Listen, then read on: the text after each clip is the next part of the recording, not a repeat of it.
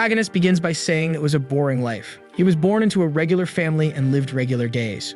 Most days were dull, and he believed he would die without anything special ever happening. However, that wasn't the case. One of the protagonist's eyes glows as he says everything changed. On the screen is a blonde character, and he says he found a game called Heroes of Destiny, and that's how he became the owner of the world. However, now back in his apartment, he's really happy because he's finally alone. It's not that he likes or dislikes school. He turns on his PC and says it's just that when he's playing, that alone is enough to make him happy. In this place, he's the protagonist. He always preferred single-player games because you can play countless routes countless times. You can even use some hacks and surpass all the system's limits. It was like the entire world there existed solely for one player. However, with a sheepish expression, he says that's what he thought, but now it's time to start over. He turns on the live stream and someone asks if he's really streaming in the middle of the week. The whole chat starts mocking the guy, asking if he's some kind of bum who doesn't go to school and just stays on the PC, until someone named AGJ sends a donation of 10. Even though it wasn't much, he was happy since something is better than nothing. Then someone named DEA sends 1,000. Now he's confused. He grabs the monitor and everyone in the chat wants to know who this crazy person is. They're saying they're sure this guy will ask for a refund, but the person just asks him to check his email. When he opens the inbox, it's a message from the game's creator. He says he's a viewer who always watches the channel and is also a developer. He made a game some time ago that was so hard that nobody managed to finish it during the closed beta, and he wanted a guy to play this game to check its difficulty and approve whether he liked it or not. The protagonist got intrigued by this claim that no one could finish it, and what if he managed to complete it? Even a regular guy like him could become someone special. A window on the PC asks if he wants to install the game, and he immediately says yes. With that, a game called Heroes of Destiny begins. The message says the kingdom of Roke was destroyed by the kingdom of Japol in 294. He would be born as an insignificant soul in this place and become a hero to stop the resurrection of the demon king. And when he ascended to the god's throne, he'd be granted any wish he desired. Over an ocean, he says the graphics are much worse than he imagined. But considering it's a game developed by a single person, this is the limit of what can be done. He then writes his name, which would be master of the game. And with that, a welcome message to the continent of Ellen appears. He then finds himself lost in the middle of a forest. The game seemed pretty ordinary and weird because it didn't even have a tutorial, but he was fine with that. That's when he noticed something ahead. It was the village chief who says he's not a familiar face and asks what he wants there. However, the protagonist found it strange because there was no dialogue box. Seeing there was a box to type in, he wondered if the NPC could really understand what he was saying. He then tells the old man to hand over all the money or he'll kill everyone in the village. He waits anxiously to see how the man will respond, only for the old man to whack him on the head, asking what nonsense the boy is spouting. With that, his character falls to the ground and obviously, he dies. He was confused, trying to figure out if he could really talk to the characters. The game asks if he wants to try again, and he says of course he won't give up like that. This time, the old man asks the same question. But now he says he's in need of food and drink and asks for help. The old man, feeling sorry for him, leads him to the village and tells him to follow. He then enters the man's house, who gives him a mug, telling him to drink it to calm down first. The protagonist thanks him and drinks it, only to be poisoned and die in the chair. He then gets an idea and unplugs the internet cable from his PC. Without the internet, there'd be no way for the game's creator to control these NPCs. However, when he goes to talk to the old man, everything is bugged and strange. And in the next second, a message appears saying he was killed for speaking nonsense. At that moment, he realizes that disconnecting the internet isn't the secret to winning this. He then remembers that the name of the person who developed this game was DEA, but he has no idea if this is really a person or the name of the team behind it. It was already 1:30 a.m., and he decided to save since that was enough for one day. However, he was impressed that there was a game where you could talk to NPCs. It was almost like this world of heroes really existed. Now it made sense why no one managed to beat it during the beta test. He opens his eyes before going to sleep, thinking that he was really getting excited. From that day on, driven by the desire to be special, he was absorbed into that game. As he progressed, he lost track of time. He was completely immersed, and this continued for 10 years. Wow, the guy is motivated, huh? 10 years playing the same thing. In an office, someone calls for Oshiro-san. Turns out it's his coworker. She says she's already sent the files he asked for, and the guy thanks her. Some time passes, and she congratulates him for finishing everything. Our boy thanks her as well and helps while she stands there, a bit embarrassed, not knowing what to say. She then asks him why they don't go out for a little dinner, just the two of them, before heading home, and maybe have a second dinner after they get home. Her face clearly shows what she's hoping for. However, our Oshiro-san apologizes, saying he has to go home. The poor girl is left stunned. He says there's something much more important he has to do and waves goodbye. It seems she's disappointed again, having been rejected once more. She's been getting turned down for quite some time. I'll let it slide this time because today is the day he's finally finishing the game after 10 years, right?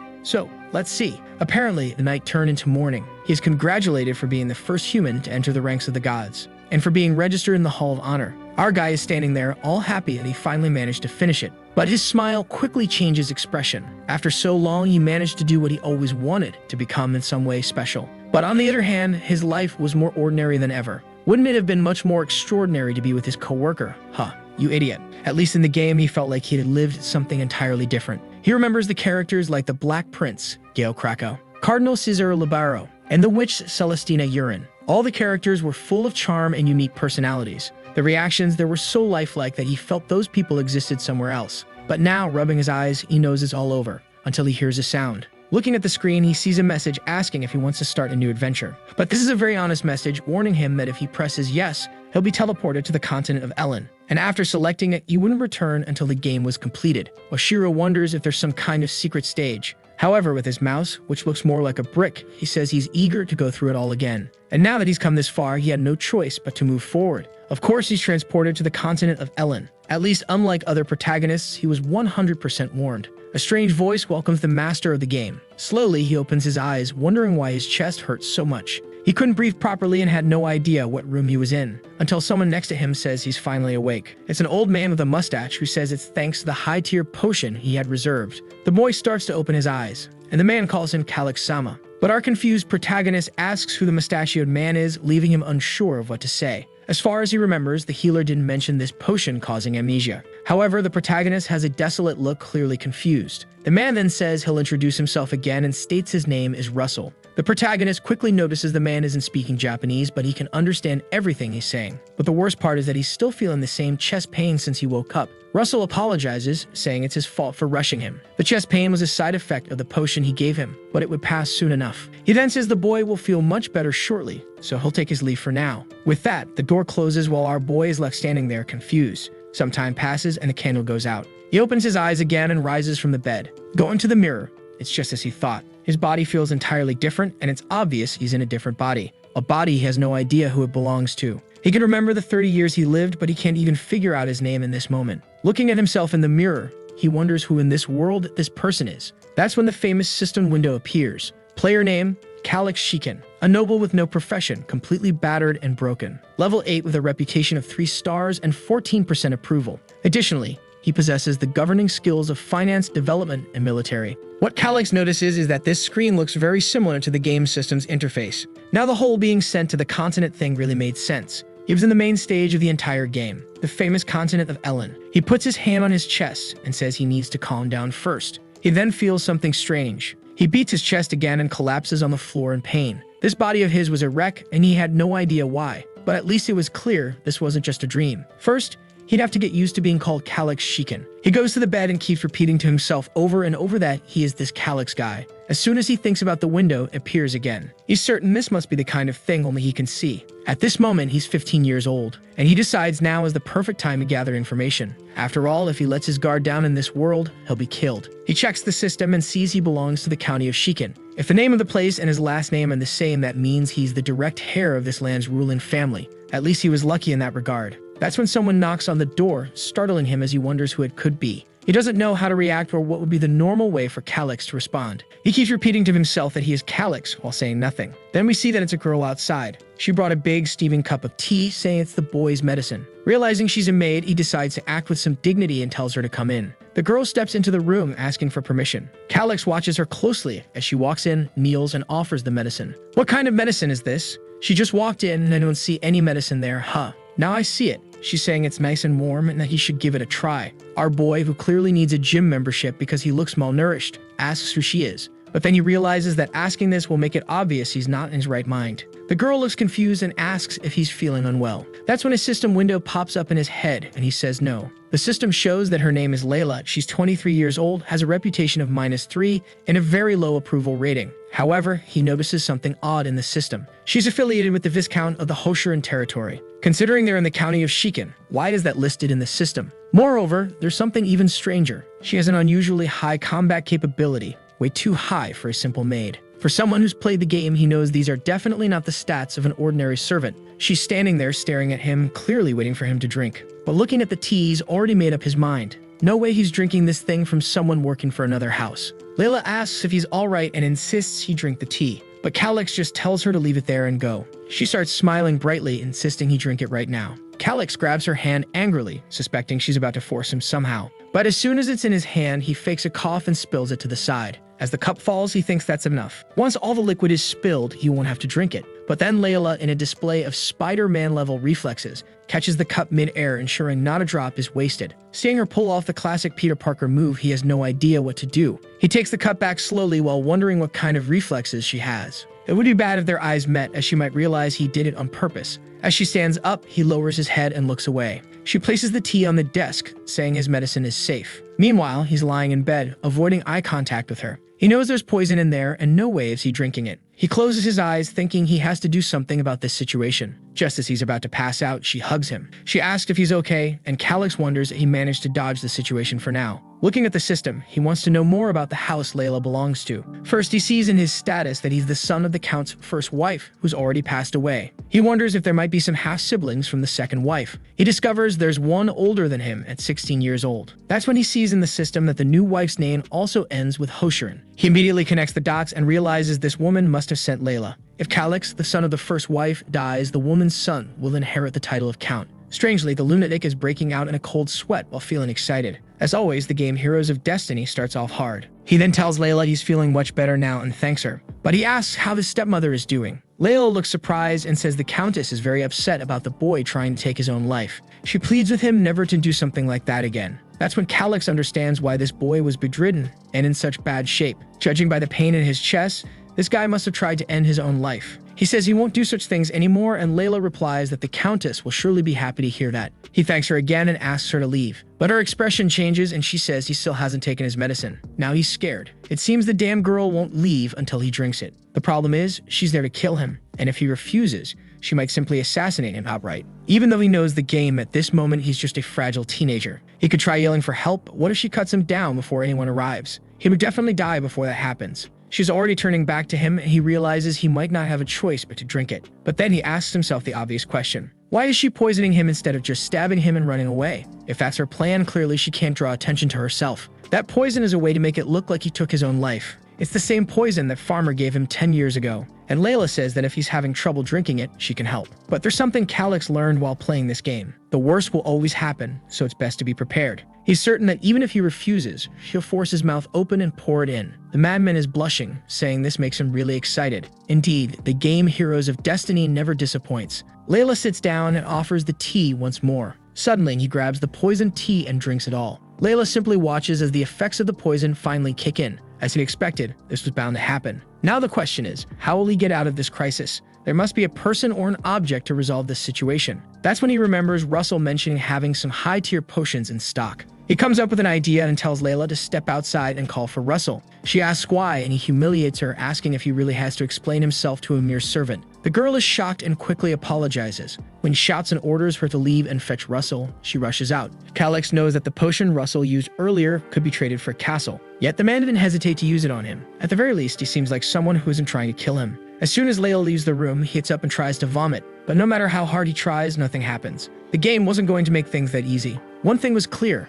There was always a solution to every problem. He begins searching through all the drawers, desperately looking for an answer. But the system warns that his eyelids are growing heavy. As his consciousness fades, he continues searching, tossing books and rummaging for a solution, until his eyes grow heavier and he collapses to the floor. He wonders if he'll restart the game from the beginning or truly die for real. That's when he sees something. Right in the middle of the shelves, there's a potion. His expression changes upon spotting it. He starts crawling, finally grabbing the bottle. But upon opening it and taking a sniff, it's not what he expected. It reeks terribly like rotten milk. And that's exactly what it is: spoiled goat milk. He remembers that in the game, yogurt was the antidote for this poison. But can spoiled milk really be considered yogurt? The system once again warns him that his vision is fading. He knows that after the third alert, he'll have only 1 minute left. He brings the drink to his mouth, vowing to get even with Layla. And then he drinks it before losing consciousness again. Sometime later, he wakes up with Russell asking if he's alright. As Calyx opens his eyes, he has no idea if it's deja vu or if the game reset. But Russell doesn't understand what he's talking about and points out something more pressing. He wants to know why the room is such a mess and why the boy was sleeping on the floor when he came in.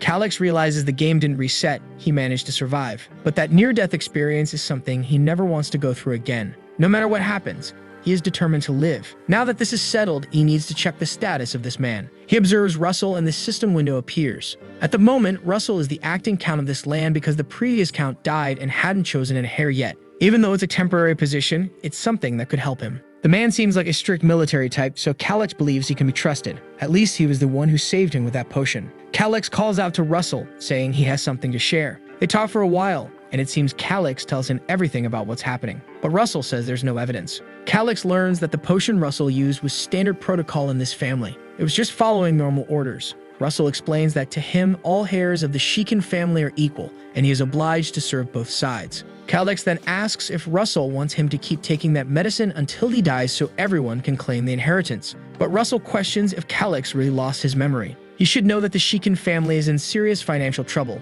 In fact, it's a blessing that the Dalila family is helping them. He asks if the boy truly doesn't remember this or is just pretending. Calyx realizes Russell won't act without concrete proof. At least he figures the woman who poisoned him must believe he's dead. He tells Russell to let it go, saying it's fine. However, he has a simple request. Russell notices something different in the boy's demeanor. 4 hours later at Shikin Castle, someone moves across the rooftops. The figure stops atop one of the buildings, adjusting their face covering. The person observes the knights below. It appears to be Layla, who notices that security has been significantly increased. She glances at the wall, spots a tunnel, and in the next scene, she's inside the castle. Approaching a door, she sees there are no guards outside the room. She opens it, and inside, she sees a body covered with a sheet. Still, she's not entirely sure if Calyx is dead. At least she used a special poison, so he must have died painlessly. She takes a letter from her pocket and places it on the desk. She retrieves his seal from a drawer and stamps the letter. With everything in place, she only needs to leave safely. But suddenly, someone comes up behind her and places a sword to her neck. She instantly recognizes the voice,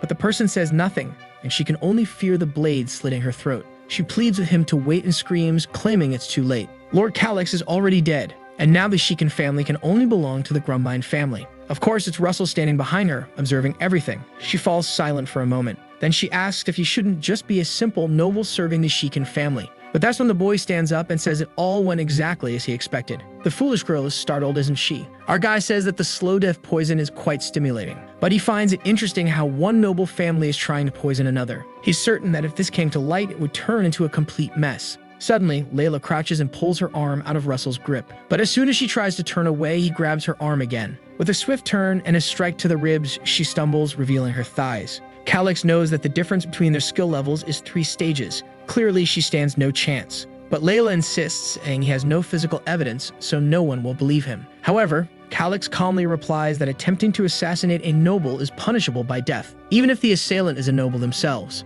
And his evidence is clearly right there on the desk. When it comes to witnesses, he points at her, saying there's one standing right in front of him. Suddenly, her expression changes and the poor girl begins to faint. She collapses to the floor, leaving him unsure of what just happened. Russell explains that she fainted. He places his hand over her body and observes a strange orb of mana. Our boy recognizes it as what's known as a mana hole. Russell explains that she likely doesn't know how to use any mana-breathing techniques. She's probably at the level of an elite soldier with good training. Russell, however, notices something odd. Calyx doesn't seem impressed by this information, suggesting he already knew about it. He recalls the boy mentioning he had a simple request. Now Russell wants to know how much this kid already knows. Calyx says that for now they need to imprison her because they have many favors to ask. Later, the devilish maid is tied to a chair. Her arm looks like it has a Pokeball inside it as he tosses a potion at her. Our girl even wipes her face clean. When she wakes up, she finds herself tied to the chair. Calyx immediately mentions the slow death poison. Obviously, it kills within 3 to 6 hours. It's the ideal potion for anyone looking to end their own life. He speculates that if he died like that, everyone would think it was by his own choice. He grabs her face and asks why she did it. She feigns ignorance, pretending not to understand what he's talking about. But Calyx says he's sure she was afraid of dying, which is why she acted the way she did. This means she doesn't have enough loyalty to lay down her life for Lady Stella. But the girl remains silent. He tells Russell to make her talk. Russell pries her mouth open and sees something in Calyx's hand, wondering what it is. But Calyx just tosses it into her mouth and she immediately smells something strange. It's probably that same goat milk again, and he orders Russell to make her drink it. She screams in the chair, trying to break free, but it's no use. When Russell lets go, she screams, asking what they made her drink. Calyx casually says it was just a little bit of poison. Then he asks if she's familiar with something called Seta's puppet. Terrified, she claims it's impossible, saying there's no way a noble from a family like his could get such a thing. But Calyx says that with enough money, you can do whatever you want. To prove it, he mentions that the primary ingredient for the recipe is white radish. Russell seems impressed while Calix just waits for her reaction. Layla insists she doesn't believe him, but the protagonist is certain she's scared out of her mind. She then says she'll leave for now, report to her master, and say the assassination was a success.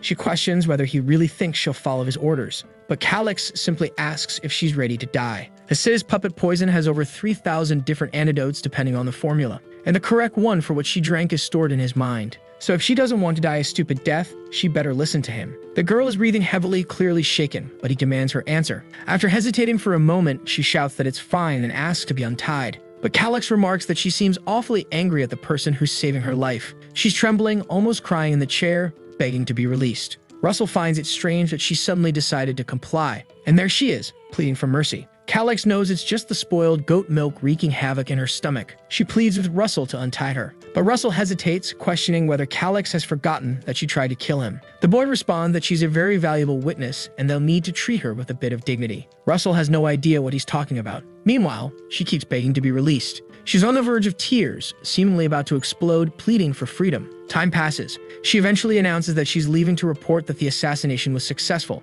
She leaves the room. Now Calix knows he'll have to deal with someone else who can control all the knights. That person is standing right beside him. Russell then demands to know how Calix obtained all this knowledge. The fool is about to say he learned everything from books, but realizes Russell wouldn't believe that. Russell warns him that explaining such things through a book would be akin to signing a death sentence. Now Calix is unsure what to say. No one will believe him if he claims he's from another world. He then asks Russell if he remembers the dagger he plunged into his own chest. Russell says he does, but wants to know why he's bringing it up. Our boy explains that the dagger is actually an heirloom passed down from his mother. She claimed it possessed mysterious powers, and it seems those powers have now awakened within him. Russell doesn't look convinced, but Calix says he never imagined the secret to gaining such knowledge was to strike his own heart. The butler insists that if it were such a rare item, everyone would know about it. Calix thinks for a moment and asks if he's heard of the dagger of Claire. Apparently Russell has, as he asks if the previous lady's dagger really was that artifact. If it was indeed that treasure, it could explain Calix's vast knowledge.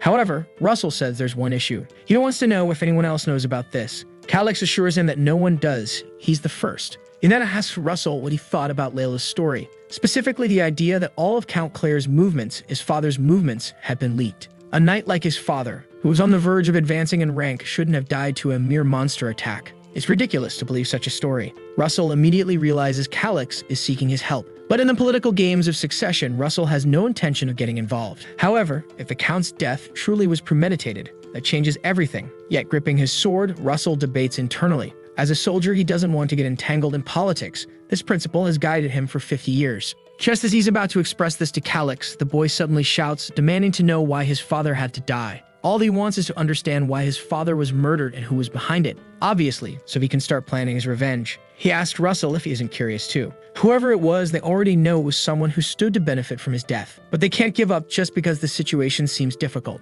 He pauses for a moment and asks if it's truly right for a knight to serve a family that orchestrated an assassination. Russell freezes for a moment. Then he kneels and swears loyalty to Calix. Our boy is thrilled, but hears Russell add one caveat. By doing this, he is abandoning the beliefs he held for 50 years. Never to involve himself in politics. But Calix is just happy to gain someone so powerful as an ally, especially one invested in the vengeance he seeks. He tells Russell to rise, saying he doesn't need to swear loyalty to someone who doesn't even hold a title. But Russell reassures him, saying he'll ensure the boy grows strong. Our guy quickly changes the subject, not wanting this conversation to lead to Russell suggesting training him. He then says that now that they know about the Countess poisoning attempt, everything is falling into place. They're only at the beginning of their revenge. Russell asks how he can assist. Calix is about to reply when the scene changes. A group of people is gathered around an enormous table. A blonde woman with a fan comments that everyone is finally present. Some people whisper, questioning why the Countess is sitting on the throne. The Countess speaks up, saying that some of them must already know what happened yesterday with Prince Calix.